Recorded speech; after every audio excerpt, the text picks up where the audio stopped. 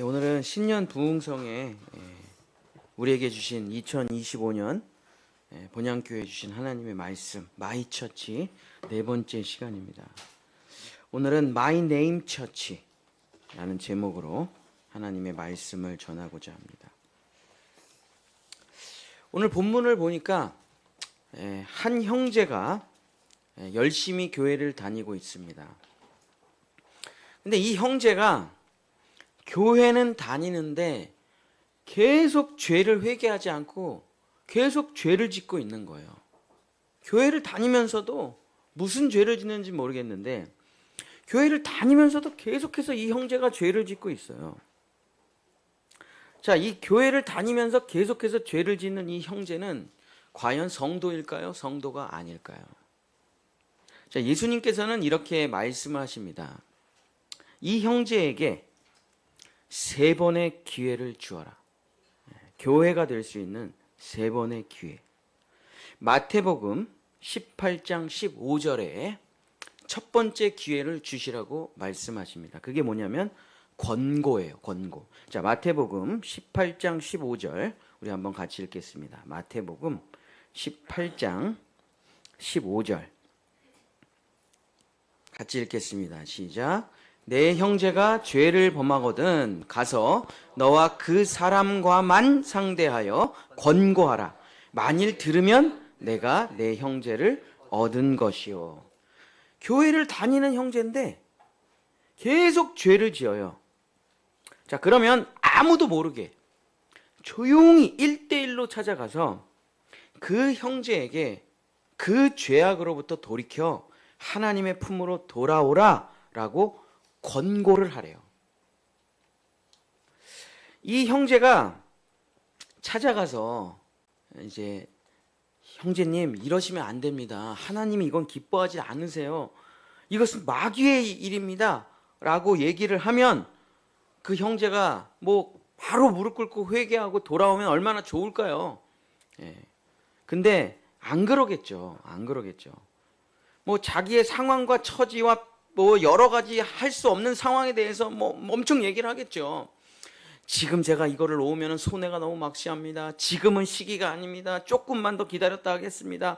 아, 이게 제가 너무 돈이 없어가지고 어쩔 수 없이 하는 겁니다. 뭐 별의별 이야기를 다 하겠죠. 권고라는 헬라어가 무슨 말이냐면, 아유, 형제님이 그런 사정이 있었구나. 제가 미처 몰랐습니다. 아, 형제님 제가 이해합니다. 아유, 그러셨구나. 이런 게 아니에요, 이 권고는. 권고라는 말은 엘레코라는 말입니다. 헬라어 엘레코. 아유, 그 형제님 사정이 너무 딱하네요. 그러면 잠깐 그렇게 하시다가 잘 정리되면 그때 오세요. 이런 말이 권고가 아니에요. 아유, 너무 힘들었구나. 그랬구나. 이런 위로가 아닙니다. 아니, 괜찮습니다. 언젠간 주님이 다 해결해 주셔서 주님 품으로 돌아오겠지요. 이거 권고 아니에요.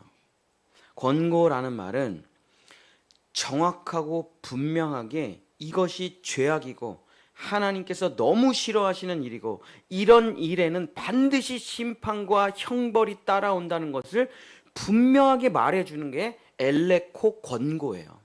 그 말을 하라는 것입니다. 형제여, 이런 죄악 가운데 있는 것은 하나님께서 절대 기뻐하시지 않습니다.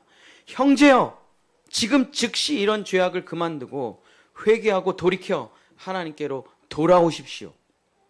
지금 이 일은 끔찍한 결과를 초래하게 될 것입니다. 라고 분명하게 말하는 것이 권고예요.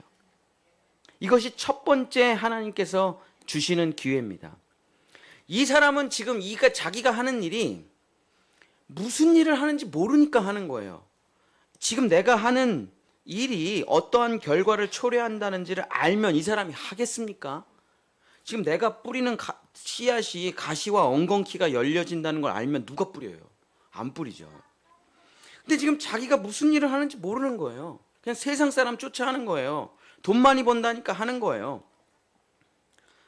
그 거짓말에 속아서 사탄 마귀에게 속아서 자기가 무슨 일을 하는지 모르는 사람에게 성경을 가져가서 성경적인 근거를 가지고 정확하고 분명하게 말을 해주는 게 바로 권고입니다. 근데 중요한 건 뭐냐? 1대1로 찾아가라는 거예요. 처음에는. 그래서 그 사람하고만 1대1로 이야기를 하라는 거예요. 커피 한잔 합시다. 성경을 펼쳐요. 읽어보세요. 형제님, 이 성경 구절. 하나님의 말씀입니다. 읽어요.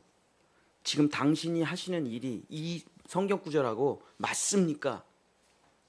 에이, 안 맞지만 뭐 다 하나님이 용서해 주시는 하나님 아닙니까? 하나님은 다 모든 걸 다 좋게 좋게 하시는 분이잖아요. 아니요. 하나님은 죄에 대해서 절대 용서하시지 않는 분입니다.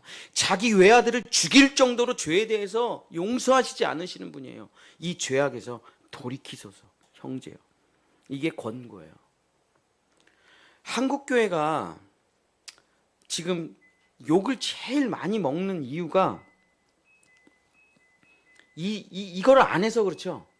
우리는 다 심리치료에 빠져가지고 저도 상담심리학을 전공했지만은 제 10년을 상담 심리치료를 하다가 다 때려치고 복음을 전하는 이유는 괜찮아, 잘 될 거야, 괜찮아, 잘 될 거야 했더니 정말 우리 다음 세대들이 잘 됐습니까? 안 됐죠. 지금 학교 교육 엉망진창됐죠. 자녀 교육 엉망진창됐죠. 청년들 미래 엉망진창됐죠. 정치 엉망진창됐죠. 경제 엉망진창됐죠. 왜 그랬습니까? 거의 20년을 한국 교회가 이것만 했거든요. 성공할 겁니다. 잘 될 겁니다. 괜찮습니다. 위로만 했더니 어떻게 됐습니까? 치리가 없었어요. 무엇이 죄악이고 무엇이 악인지를 말하지 않았더니 어떻게 됐습니까? 다시는 돌아오지 못할 강을 넘어간 친구들이 너무 많아져 버렸어요. 신창원이 지금 예수 믿고 완전히 회개해가지고 아주 복음적인 사람이 됐잖아요. 근데 그 신창원이 회개하면서 자기가 쓴 고백이 있어요. 내가 처음에 도둑질을 했을 때 어느 누구도 자기한테 이 도둑질이 잘못됐다고 얘기한 사람이 한 명도 없었대요. 계란을 훔쳐오니까 가족이 잘했다고 칭찬을 해주고, 돈을 훔쳐오니까 형제들이 친구들이 잘했다고 칭찬해주고 더 열심히 하라고. 그때 나에게 단 한 사람만이라도 이렇게 살면 안 된다고 나를 훈계하고 회초리 치는 사람이 한 사람만 있었어도 나는 살인자가 되지 않고 평생 감옥에서 이렇게 살지 않았을 텐데, 나에게 그 말을 해주는 단 한 사람이 없었다는 거예요. 그렇습니다. 우리는, 제가 어제도 우리 아이들 성경 공부하면서 엄청 혼을 냈는데, 방학 동안에 지금 뭘 하고 지내니 니네? 아침에 일어나서 뭐 했어? 게임이요. 넌 뭐 했니? 유튜브요. 넌 뭐 했어? 핸드폰이요. 순서 바꿔야 돼. 순서 바꿔야 돼. 2시간 얘기, 2시간. 순서 바꿔야 돼. 어저께 하루 종일 애들한테 뭐랬냐면, 성경 보고 기도하고 놀고.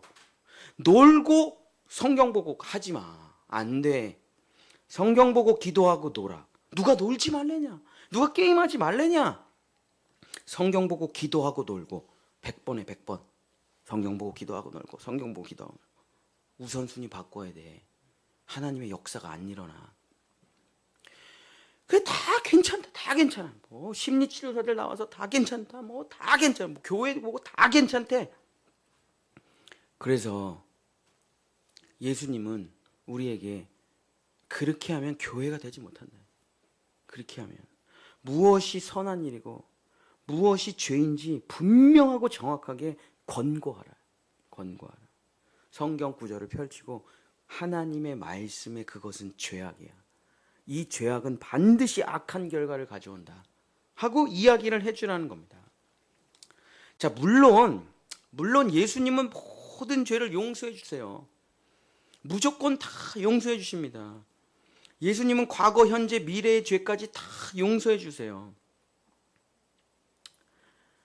그러나 회개할 때 용서받는 겁니다. 회개하지도 않는 친구를 용서해 주진 않으세요. 자, 그래서 사람들이 이렇게 예수님을 비난합니다. 그럼 무조건적인 용서가 아니네. 회개라는 조건이 달리네. 회개라는 단서가 달리네 하면서 비난해요. 그러나 회개는 조건이나 단서가 아니에요. 자, 여러분이 자녀를 용서해 주실 때 자녀들이 그릇을 깼어요. 자, 이미 용서했어요. 이미 용서했다니까요. 근데 왜 회개를 받으려고 합니까? 자녀들에게. 그냥 없었던 일로 애가 진짜 비싼 그릇을 깨고 낄낄낄낄 거리는데 괜찮아 더 깨. 그런 부모가 어디 있어요? 자, 이미 안 다쳤나? 안전한가? 그리고 그 그릇 같은 거는 중요하지 않아요. 애가 안 다쳤으면 됐어. 그러나 부릅니다. 아이를 불러요. 너 뭐 잘못했어? 말해봐. 하고 회개시켜요. 왜 부모가 그 아이를 회개시킵니까? 용서해 주려고 하는 거예요. 용서.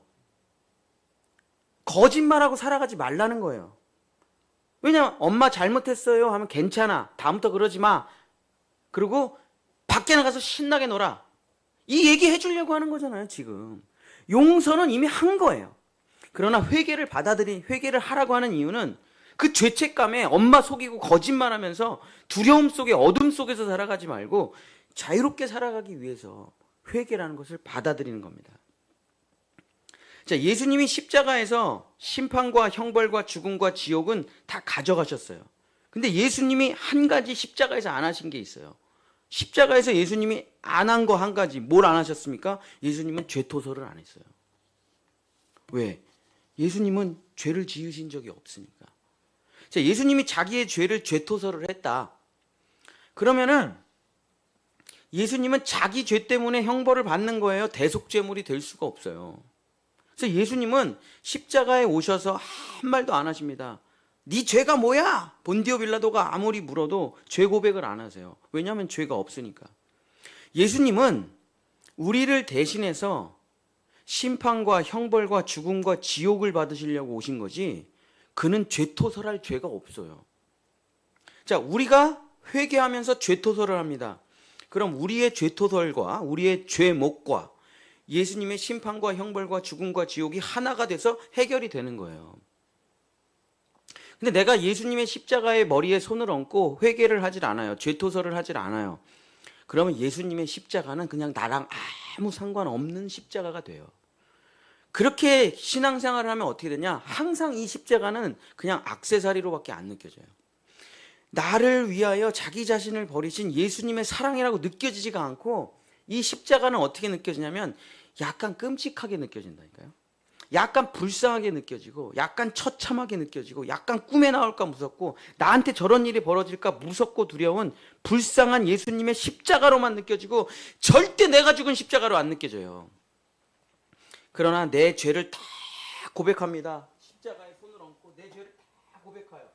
그럼 예수님이 그 죄를 다 끌어안고 자기가 매맞고 자기가 피 흘리고 자기가 죽고 자기가 지옥으로 들어갈 때 이 두 개가 하나가 되는 거예요. 그래서 예수님이 죽은 십자가는 곧 내가 죽은 십자가구나 하는 게 내 마음에서 믿어지게 되는 거예요. 그래서 구원을 받게 되는 거예요. 이게 권고입니다. 권고. 이게 없이 어떻게 교회가 됩니까? 이게 없이 어떻게 교회가 돼요? 뭐 동성애자도 교회에 들어와서 복음은 들을 수가 있어요. 복음을 듣는 것 자체는 누구에게나 열려져 있습니다. 근데 계속 나는 동성애자로 살면서 동성애자 목사가 돼서 지금 미국 감리교회는 동성애자 목사가 돼가지고 남자인데 여자 분장하고 설교하고 축복 기도하는 사람이 수두룩백백 하잖아요. 미국의 반이 동성애를 허용했기 때문에. 그래가지고 진짜 유튜브를 봤더니 남자 목사인데 여자처럼 화장을 하고 목소리도 여자처럼 막 하면서 설교를 하더라고요. 진짜 너무 더럽고 진짜 너무 끔찍해서 들을 수가 없어요. 하나님이 멸망의 때를 언제라고 말씀하십니까? 거룩한 곳에 가증한 것이 있으면 그때가 마지막 때인 줄 알아라. 예수 그리스도의 십자가의 보혈을 뒤에 두고 이 정결한 그리스도의 예복을 입고 동성애자가 막 축복 기도를 하더라고요. 정말 끔찍해서 볼 수가 없어요. 주님은 그런 걸 용서하지 않으십니다. 절대 용서하지 않으세요. 교회에 원로 목사 우상을 만들어가지고 세우는 교회가 많아요. 그 교회를 갔더니 1층이 박물관이야. 이 박물관이 교회에 왜 있어? 들어갔더니 원로 목사가 쓰던 연필, 볼펜, 우상, 그 흉상까지 만들어서 쫙 전시를 해놨어. 1층에. 그래서 그 목사님의 업적을 쫙 기록을 해놓고 거기 투어를 시켜주더라고요. 미친 거 아닙니까? 모세의 시체를 왜 하나님이 숨기셨을까요? 지금 모세의 시체가 있다고 생각해 보세요, 이스라엘에. 그러면 김일성, 김정일 시체처럼 되겠죠. 거기 가서 절하고 그 시체 한번 만져보려고 사람들이 난리를 치겠죠. 지옥에 간 사람들은 특이점이 있어요. 그 시체가 지금도 있다니까요. 우상이 돼가지고. 김일성 시체 그대로 있죠. 문선명 시체 그대로 있어요. 아니, 이게 교회입니까? 이게 교회예요? 왜 우리가 사람을 기쁘게 하는 교회로 바뀌어져 버렸을까요? 권고를 하지 못했기 때문에. 권고를. 반드시 권고하고 그 형제가 회개하고 교회로 들어오면 그 형제를 얻은 것이지만 그 권고를 무시하고 자기 멋대로 살아가면 그 형제는 교회가 될 수 없다. 이게 예수님의 정확한 말씀이십니다. 근데 이 권고를 했는데도 이 형제가 진짜 무시하고 그냥 그대로 살아가요. 자, 그러면 두 번째 기회를 주십니다. 마태복음 18장 16절. 확증이에요, 확증. 마태복음 18장 16절 한번 같이 읽겠습니다. 마태복음 18장 16절 시작. 만일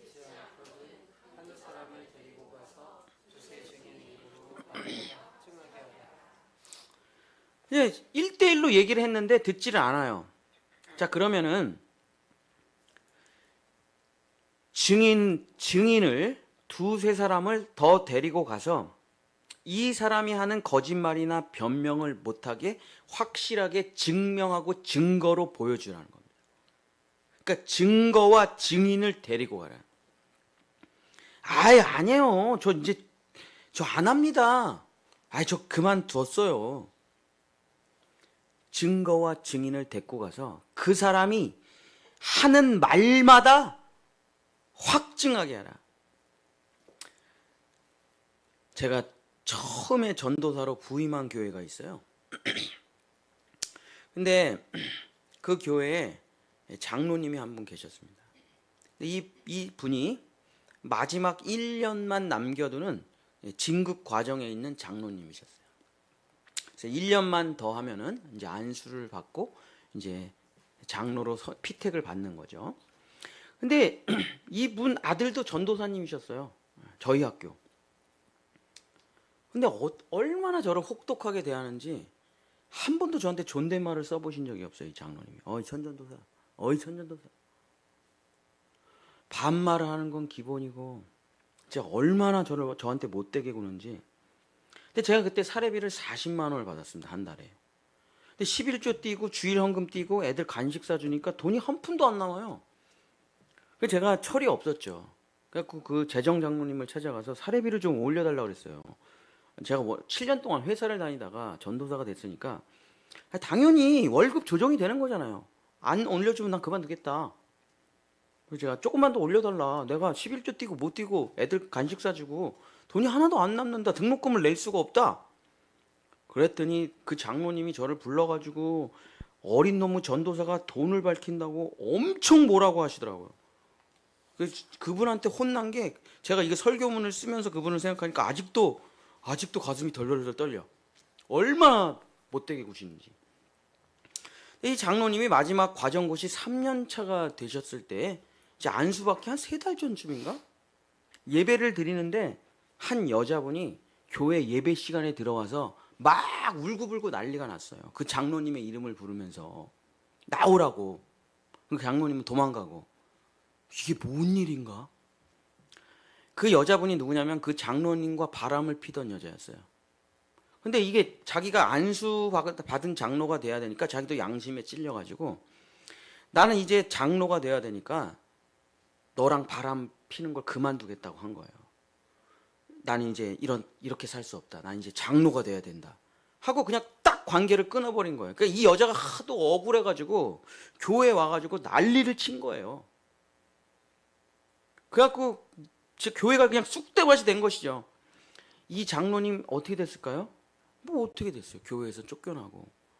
그 이후로는 어떻게 사시는지 전혀 모르죠. 이게 바로 확증이에요. 확증. 확실한 증인을 데리고 와서 절대 변명하지 못하게 하라. 이걸 확증이라고 합니다. 그 여자가 와서 난리를 치니까 이 장로님이, 그렇게 교만하시던 장로님이, 그렇게 전도사들을 호되게 혼내시던 장로님이 어디 돈을 밝히냐고 그러시던 장로님이 여자를 밝히셨네. 여자를. 아들도 전도사님이신데 세상에. 근데 그 여자 한 명이 와서 확증적 증인이 나타나니까 그 쥐도 새도 모르게 그 다음 주부터 전혀 보이지도 않아요. 딸은 또 우리 교회 반주자였는데. 이걸 확증이라 그래요. 확증. 거짓말하지 말라요. 변명하지 말라요. 에이, 뭐 그냥 남이 모르면 되지 뭐. 이렇게 살아가서는 교회가 될 수 없다. 교회에서는 잘하고 집에서는 엉망진창. 이렇게 살아서도 교회가 될 수가 없다. 아내와 남편과 자녀들이 인정을 해야 돼요. 이 사람의 신앙인이라는 것을. 사기치면서 거짓말하면서 남을 해하는 나쁜 직업을 가지고 있으면서 동성애, 마약, 음란, 도박 이런 죄악을 계속 저지르면서 교회의 성도가 될 수 없다라고 예수님은 분명하게 말씀하시는 것입니다. 하나님께서 가인의 제사를 받으실 때 성경 본문을 보면 이렇게 기록되어 있어요. 창세기 4장 5절에 가인과 그의 제물은 받지 아니하신지라. 더러운 제물만 받지 않으시는 게 아닙니다. 그 더러운 제물을 드리는 그 가인도 안 받으시는 거예요. 그러니까 가인과 제물 둘 다 안 받는 겁니다. 사기쳐갖고 헌금 많이 하면 하나님이 받아주십니까? 어려운 사람 거 뺏어가지고 하나님께 드리면 하나님이 기뻐 받으실까요? 아니죠. 둘 다 안 받으신다니까요. 둘 다. 음란하고 더럽게 살면서 찬양은 또 엄청 잘 부르는 사람들 많습니다. 유명한 사람들 많잖아요. 그런 사람들. 진짜 최고의 CCM 가수였는데 너무 더럽게 살던 게 나중에 밝혀져 가지고 아직도 회개하지 않고 부흥 집회 다니더라고요. 그분. 그런 사람이 성도가 될 수가 있습니까? 교회가 될 수가 있습니까? 예수님은 분명히 말하죠. 안 된다. 안 된다. 확증하여 그 사람의 죄악을 밝히 드러내고 두세 사람이 있는 곳에 무릎 꿇고 회개하기 전까지는 교회가 될 수가 없다. 이것이 예수님께서 두 번째로 하시는 말씀입니다. 두세 사람의 증인이 찾아가서 확증하여 그 죄를 말하는데도 이 사람이 회개를 안 해요.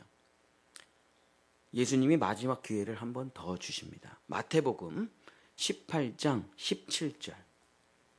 마태복음 18장 17절. 교회의 권징과 치리를 받으라. 마태복음 18장 17절 한번 같이 읽겠습니다. 시작. 만일 그들의 말도, 네, 여기까지. 교회의 공식적인 권징과 치리를 받으라. 여러분이 기독교 대한감리회 교리와 장정이라는 책이 있습니다. 이렇게 두꺼워요. 거기에 성도법, 세례법, 집사법, 장로법, 권사법, 전도사법, 목사법, 감독, 감리사, 감독회장법 다 있어요. 만약에 교회에 이 사람을 보고를 하면 교회는 교회법에 따라 이 사람을 권징과 치리를 하도록 하게 되어 있습니다. 한국교회 절대 안 해요, 이거. 왜냐? 하면 회개하는 사람보다 교회를 나가는 사람이 훨씬 많기 때문이죠. 제가 누구를 징계한다 그러면 그분이 무릎 꿇고 권징을 받겠습니까? 교회를 나가겠습니까? 교회를 나가죠. 야, 여기밖에 교회가 없냐? 하고 나가버리죠. 그러니까 담임 목사 입장에서는 이 권징과 치리를 한다는 게 진짜 어려워요. 그리고 권징과 치리를 제가 한다고 하면 남아있는 성도들이 뭐라고 해요? 아, 우리 목사님 사랑이 없어. 잔인하기가 이를 데가 없어. 세상에 용서하지 못하고 사랑하지 못하고 세상에 저렇게 끔찍하게 성도들을 대하네? 그런 소문이 파다하게 돌 텐데. 담임 목사 입장에서는 저 사람이 죄를 짓는지를 알아도 권징과 치리를 한다는 게 어려운 일이에요. 그러나 예수님은 분명히 말씀하고 계십니다. 반드시 권징과 치리를 하라. 그 사람을 살리기 위함이다. 그렇죠. 딴 교회 가면 또 똑같이 할 텐데. 로마 카톨릭의 베드로 성당 건축 때도 똑같았습니다. 크고 화려한 성전을 건축하려고 하니까 사람도 필요하고 돈도 필요해요. 그러니까 뭘 뺍니까? 권진과 치리를 다 빼버려요.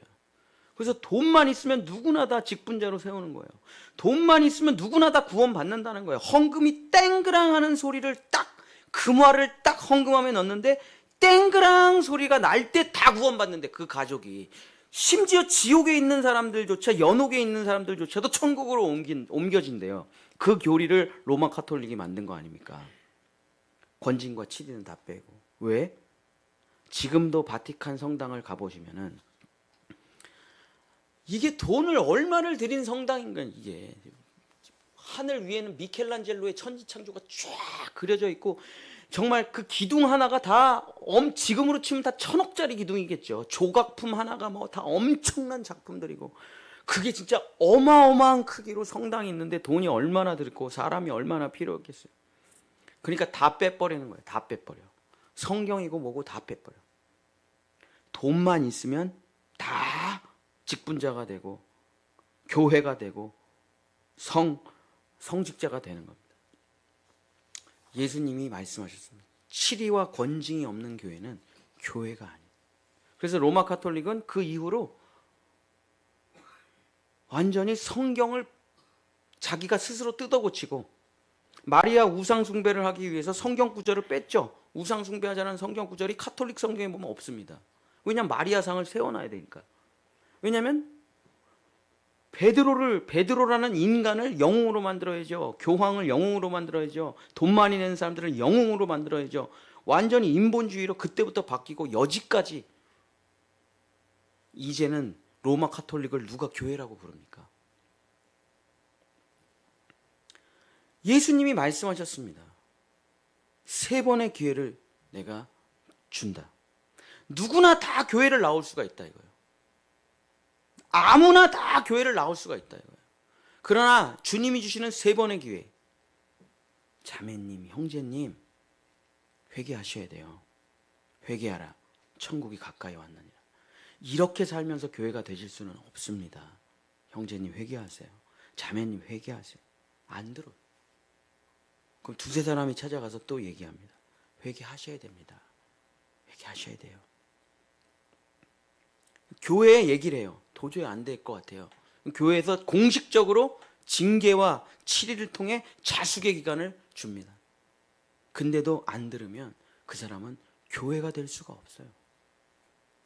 자, 예수님의 직계 제자 중에서 교회가 되지 못한 유일한 사람이 한 사람이 있습니다. 그 사람이 누굽니까? 가룟 유다죠. 가룟 유다. 세상에 예수님의 직계 제자인데 끝까지 교회가 되지 못한 사람. 자, 가룟 유다에게 예수님이 3번의 기회를 주셨습니다.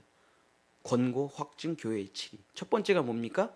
요한복음 12장 4절 이후에 보면 권면을 하세요. 마리아가 향유옥합을 깨트려가지고 눈물로 예수님의 머리를 풀어서 예수님의 발을 닦습니다.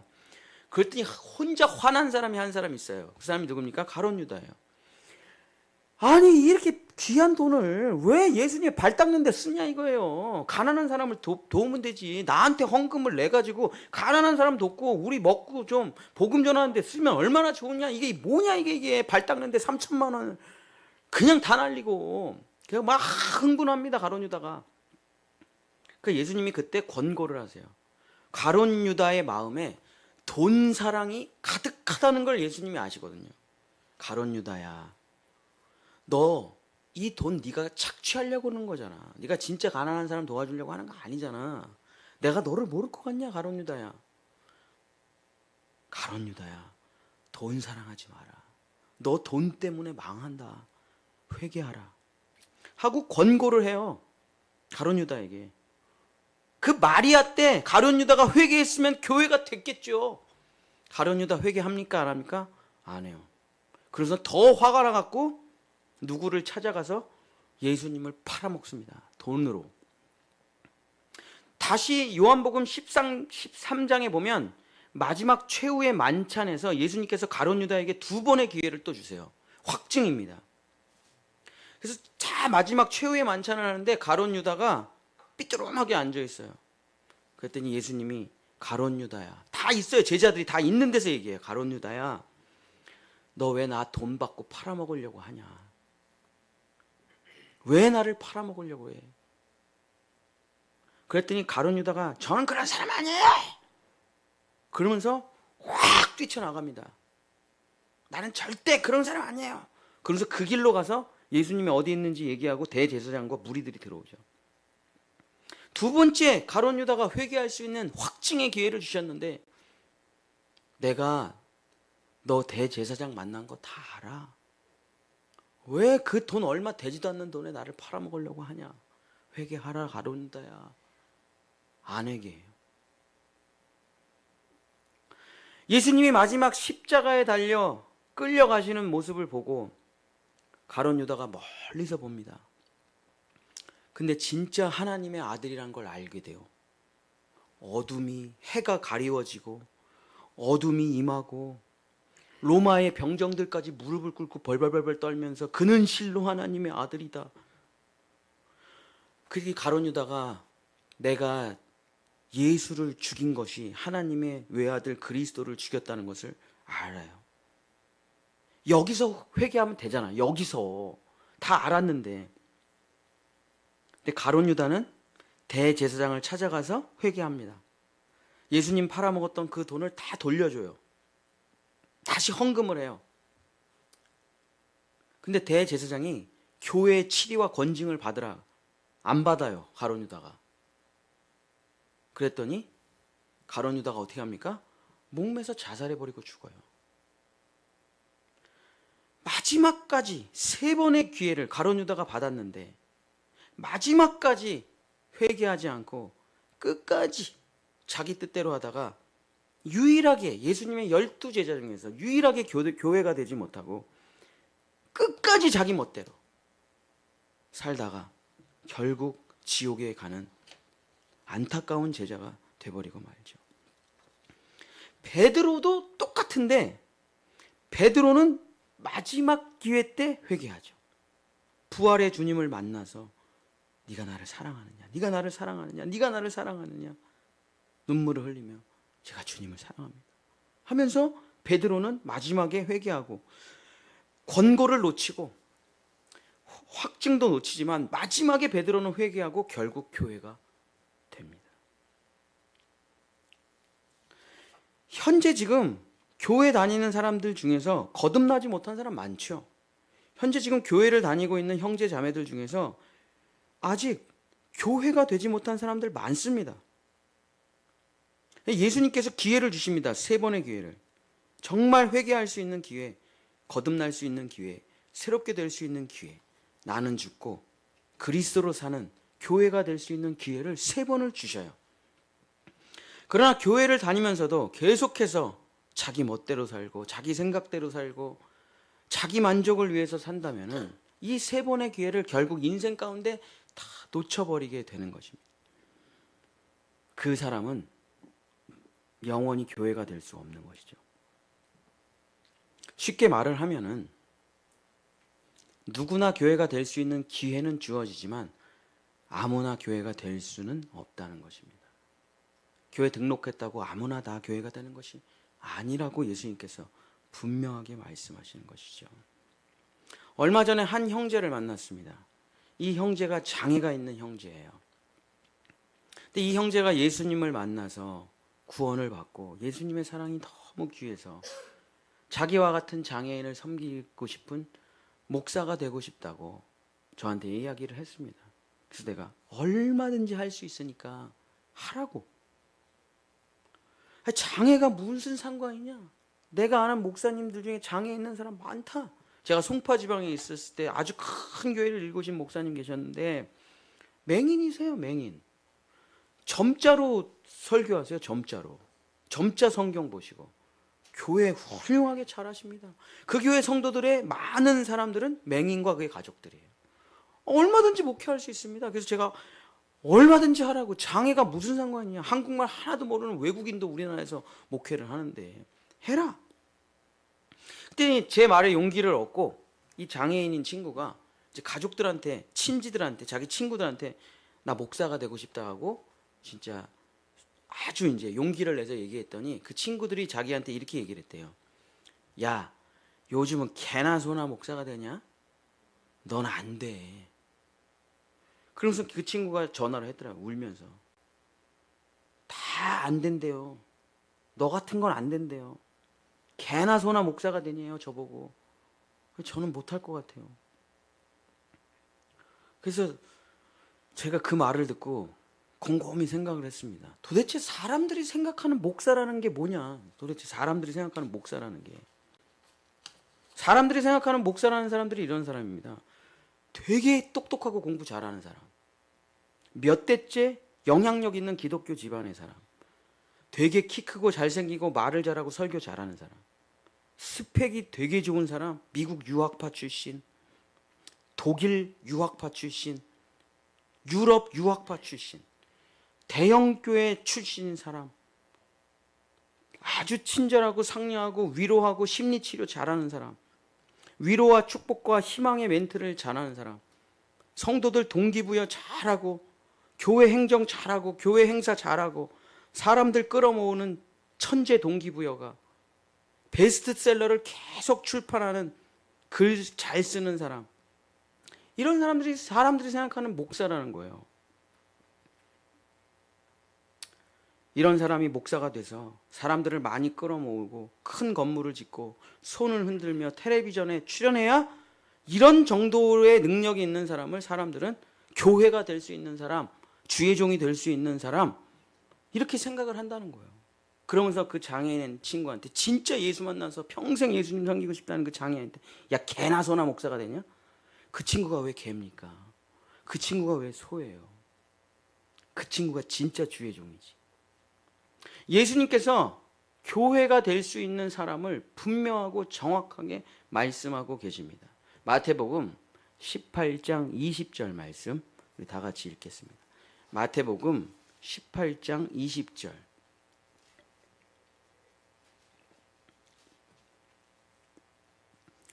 교회에 대한 이야기를 똑같이 16장에서도 하고 18장에서도 하는데 16장은 신앙의 고백이 중심이라면 18장에 똑같은 이야기인데 교회 멤버십에 대한 이야기죠.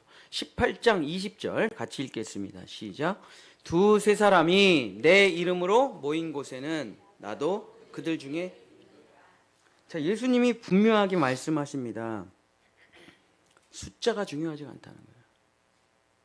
2명, 3명이라도 상관없다.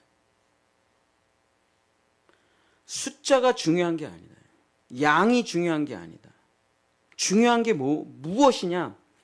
그들이 여기 왜 모였느냐가 중요하다.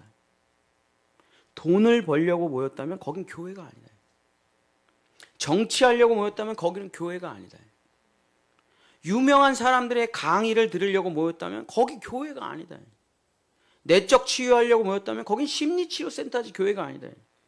명상하려고 모였으면 거기는 명상센터지 교회가 아니다. 사회복지하려고 모였으냐? 구제하려고 모였냐? 환경운동하려고 모였냐? NGO 하려고 모였냐? 찬양 만들려고 모였냐? 문화센터 하려고 모였냐? 그건 교회가 아니다. 사람이 1000명, 2000명, 10,000명, 10만 명, 50만 명, 100만 명이 있어도 다른 목적과 다른 이유와 다른 이름으로 모였다면 거기는 교회가 아니다 라고 예수님께서 말씀하십니다. 두세 사람뿐이 안 되더라도 내 이름으로 모였다면 나도 그들 중에 있느니라. 진짜 교회는 나 잘 되려고 모인 곳이 아니라는 거예요.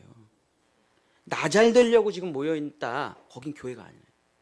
내 이름으로 모여있다. 내 성공으로 모여있다. 내 가족의 행복을 모여있다. 내 자녀 교육 때문에 모여있다. 거긴 교회가 아니에요. 거긴 모임이에요. 모임. 교회는 아닙니다.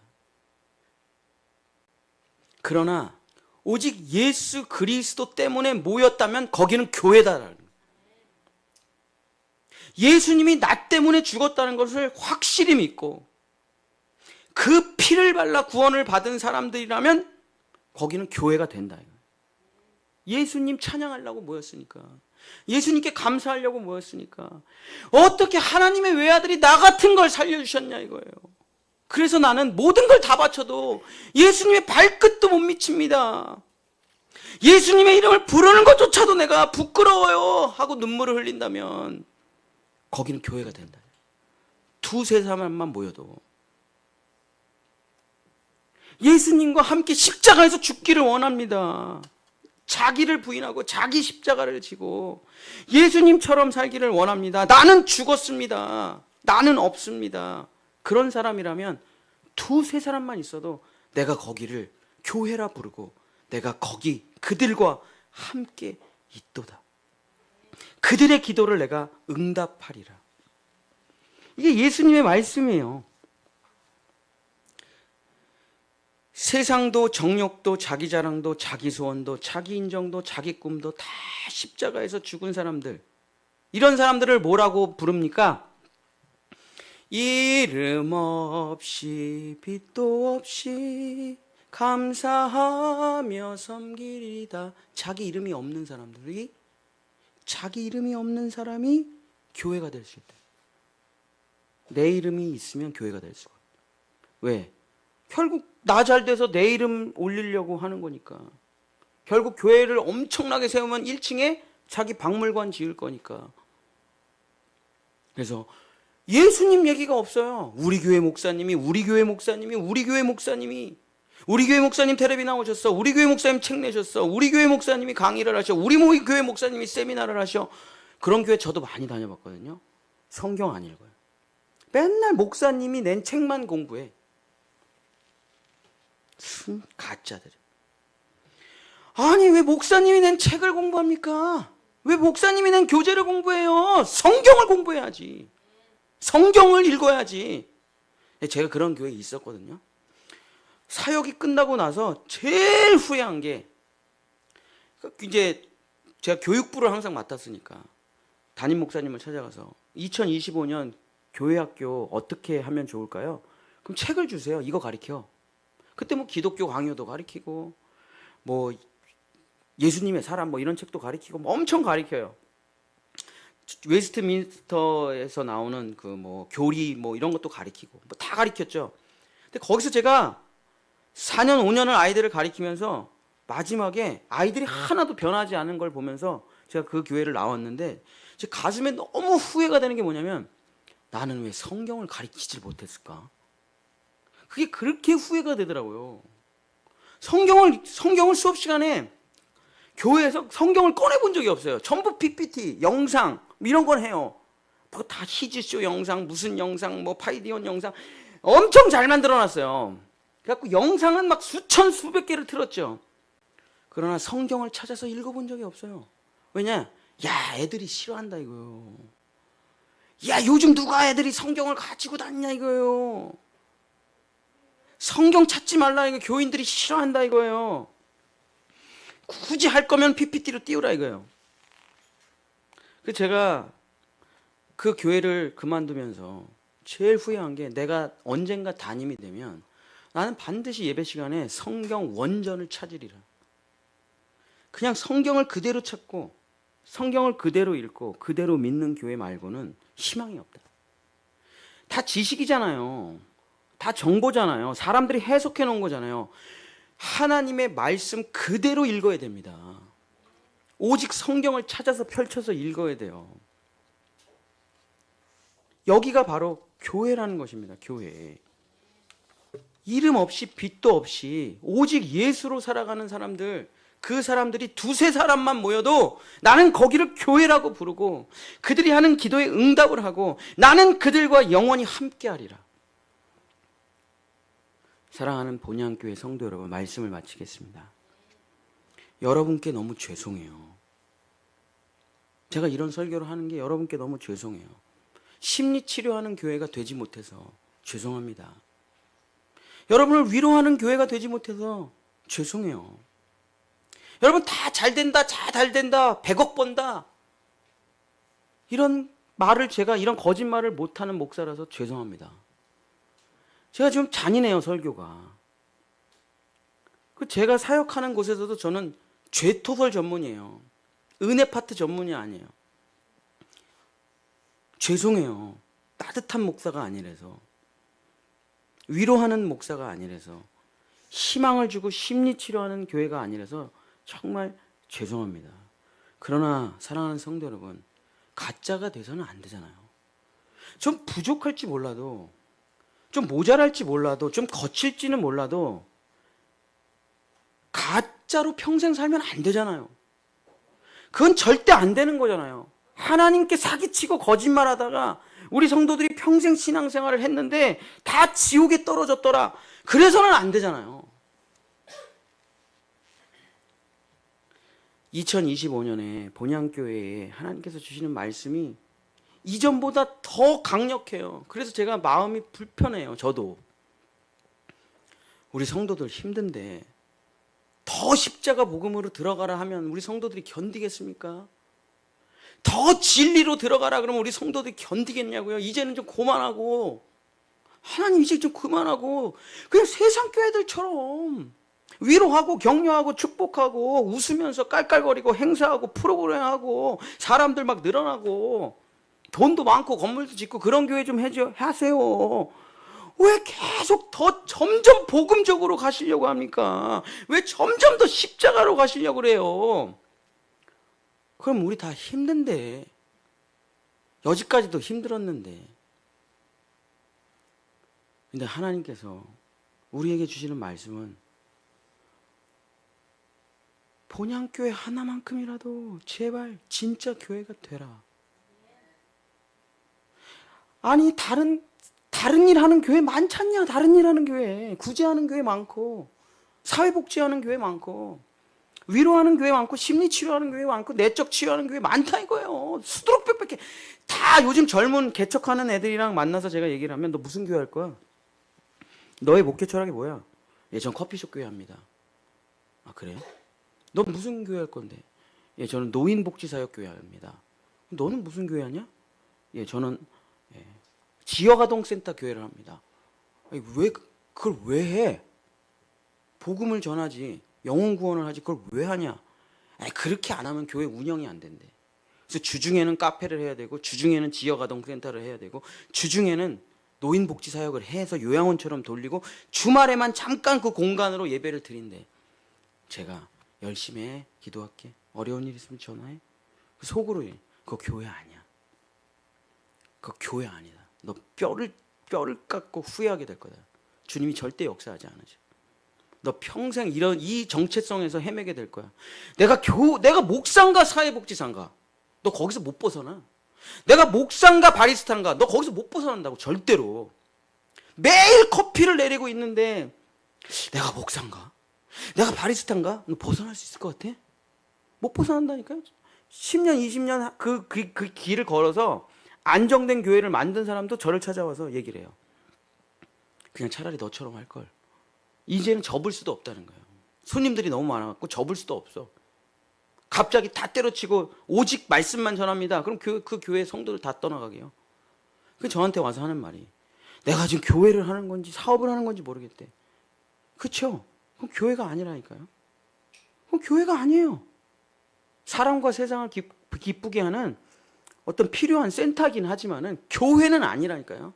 주님의 역사가 일어나지 않고 거듭나는 역사가 나타나지 않아요. 하나님께서 우리 본향교회 원하시는 모습은 오직 한 가지. 오직 내가 죽은 십자가, 오직 예수로 모인 진짜 교회가 되면 안 되겠냐. 이 마지막 때에 진짜 교회가 되면 안 되겠냐. 이 부탁을 하시는데 제가 마음이 아려요. 너무 아파요. 왜냐? 이게 무슨 말인지 제가 아니까. 오직 예수로 산다는 게, 오직 십자가로 산다는 게 무슨 말인지 제가 안다니까요. 온갖 오해, 온갖 박해, 온갖 멸시. 야, 너만 예수 믿냐? 너만 십자가 복음이야? 너만 뭐 그렇게 뭐 대단하냐? 그런 게 아니고요. 그런 게 아니에요.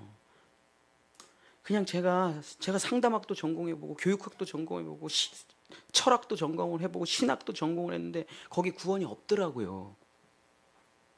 십자가에만 구원이 있더라고요. 진짜 거듭나는 게, 진짜 나는 죽고 그리스도로 사는 게 오직 말씀, 오직 예수, 오직 십자가에서만 되더라고요. 그게 진짜로. 다른 데서는 안 되더라고요. 그래서 그런 교회를 세우려고 하는 겁니다. 에이, 너 잘났다. 시대가 어느 시대인데 그렇게 고리타분하게 목회를 하냐. 우리 본향교회는 오직 말씀, 오직 예수 그리스도, 오직 십자가, 오직 하나님께 영광. 이거 안 할 거면은 저는 그냥 직장생활 하는 게 나을 것 같아요. 제가 제 친구들한테 맨날 하는 얘기가 있어요. 나 교회 목회를 딱 그만두는 순간 나는 의사 남편으로 골프 치면서 살 거야. 그냥 애들이 막 웃어요. 농담으로 하는 말이죠. 나 목회만 그만두면 나 의사 남편으로 골프 치면서 살 거야. 그럴 수도 있죠. 제가 왜 그 삶을 포기하고 모든 것을 다 쏟아부어서 우리 아내한테 집도 못 사게 하고 퇴직금도 깨라고 그러고 왜 다 여기다 쏟아붓느냐. 그렇게 살아서 뭐해요? 그렇게 살아서 뭐합니까? 세상 사람들처럼 살아서 죄 짓고 살면서 하나님도 모르고 지멋대로 살면서 자기 행복만 추구하고 살면서 뻔하게 지옥으로 갈 삶이 뻔한데 그렇게 살아서 뭐 하냐고요. 그렇게 살아봤어요. 또 안 살아본 것도 아니에요. 다 허무하고 다 공허하고 다 죽을 것 같고 행복하지 않아요. 근데 제가 진짜 예수님을 만나고 나서 진짜 십자가에서 내가 죽었음을 고백하고 진짜 예수님만 사랑하며 살아가니까 진짜 충만하더라고요. 세상이 줄 수 없는 충만이에요. 돈은 없을지 몰라도, 명예는 없을지 몰라도, 사람들한테 조롱과 수치를 받을지 몰라도 내 속사람은 날로 더욱 새로워져요. 겉사람은 후패할지 몰라요. 건강은 점점 잃어가고. 그러나 내 속사람은 날로 더욱 예수님을 닮아간다니까요. 그게 진짜 사람으로서의 걸어가야 될 길이 아닙니까? 하나님께서 특별히 제일 못난 저를 뽑아서 여러분을 만나게 하시고 말씀을 사랑하는 여러분을 만나게 하시고 십자가의 교회를 세우시면서 하나님이 우리에게 친히 부탁하십니다. 진짜 교회 한번 세워봐라. 가짜 교회들 말고 진짜 예수의 보혈이 흘러가고 진짜 자녀들이 거듭나고 진짜 오직 복음으로 살아가는 영혼을 구원하여 하나님의 백성을 만드는 진짜 교회가 되거라. 두세 사람이라도 내 이름으로 모인 그곳에 내가 함께하리라. My name이 있는 곳에 My church가 나타나게 되는 것입니다. 사랑하는 본향의 성도 여러분, 우리가 여기 왜 모였습니까? 예수 그리스도와 그가 십자가에 못 박히신 것 외에는 나는 아무것도 모르는 사람이기 때문에 모인 거 아니겠습니까? 그분이 날 인도하실 걸 믿고, 물론 여러분이 원하는 대로 안 되겠죠. 가슴 아픕니다. 정말 가슴 아파요. 그러나 세월이 조금 지난 후에 하나님이 왜 이런 일을 하시는지 분명히 나타나게 될 것입니다. 그때까지만 좀 참고 기다렸어요. 하나님이 분명히 하시는 게 확실하잖아요. 분명히 하나님이 하시는 게 확실하잖아요. 이게 이상하잖아요. 이게 내 뜻대로 움직여지지가 않잖아요. 그러면 끝까지 믿고 기다리십시오. 반드시 여러분이 상상치도 못한 하나님의 은총을 받게 되고, 나보다 주님이 낫습니다. 나보다 주님이 더 지혜롭습니다.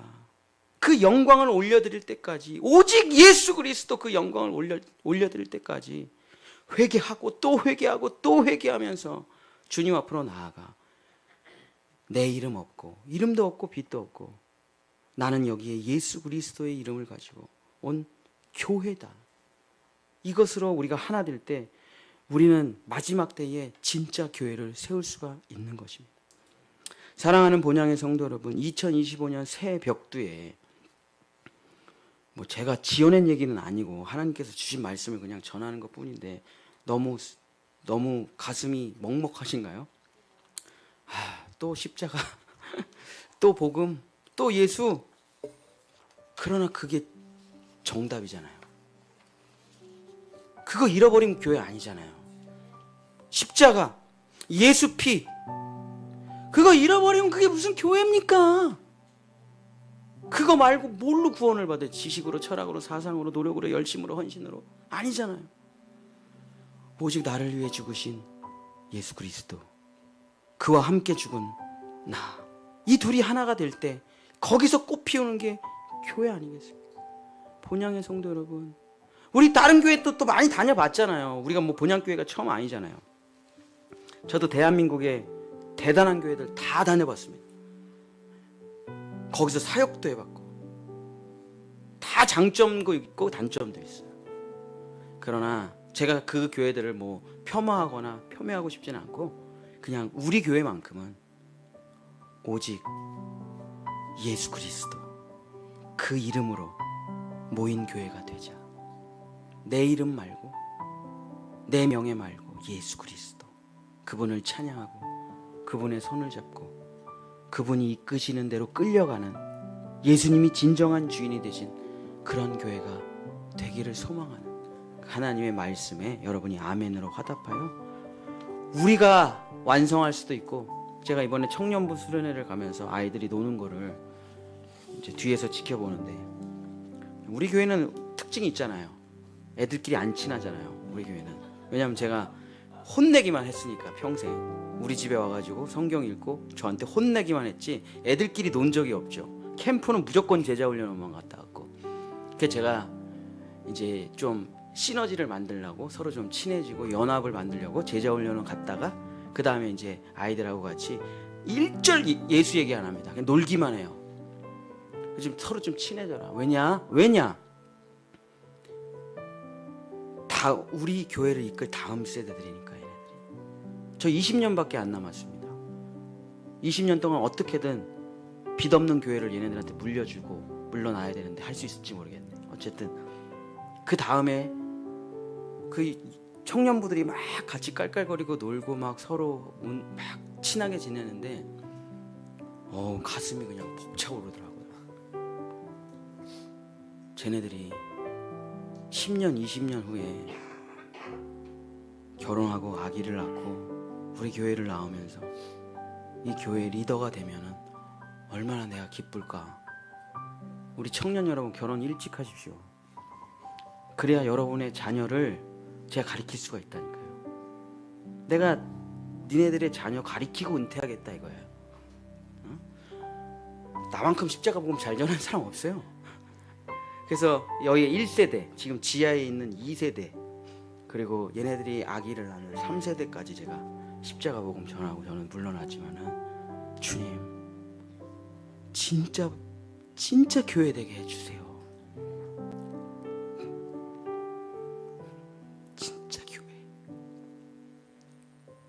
진짜 교회가 돼야 진짜 사랑을 할 수 있는 거예요. 내 이름이 아나니아 삽비라처럼 내 재산은 있다, 내 이름이 있다, 그 교회 다 깨집니다. 한 사람 때문에. 그러나 우리 모두는 오직 예수 그리스도, 나는 없습니다. 이럴 때 여기에 하나님이 그토록 바라시던 지성소가 열려지게 되고 우리가 기도하는 것들이 하나님께서 응답해 주실 거라 믿습니다. 우리 찬양 부르시면서 그런 교회가 되기를, 이 새 벽도 정말 그런 교회가 되기를, 그런 가족이 되기를 원합니다. 우리 찬양하고 같이 기도하겠습니다.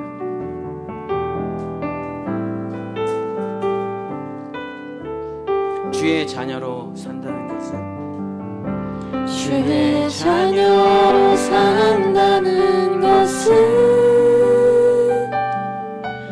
불 가운데로 걸어가는 것, 그 속에서 신실하게 날 지키시는 그 손길을 경험하는 것, 때론 불가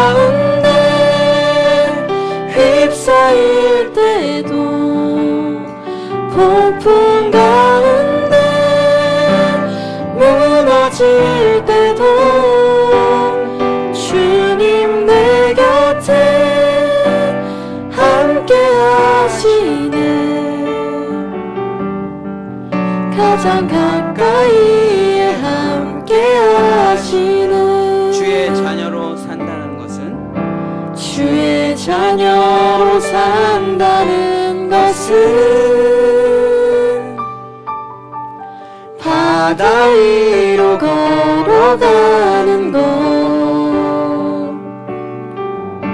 내 온몸을 덮쳐오는 폭풍 속에서 잠잠히 주 바라보는 것 때론 불 가운데 휩싸일 때도 폭풍 가운데 무너질 때도 주님 내 곁에 함께 하시네 가장 가까이에 함께 하시네 주의 자녀로 산다는 것은 주의 자녀로 산다는 것은 나도 그들을 용납하는 것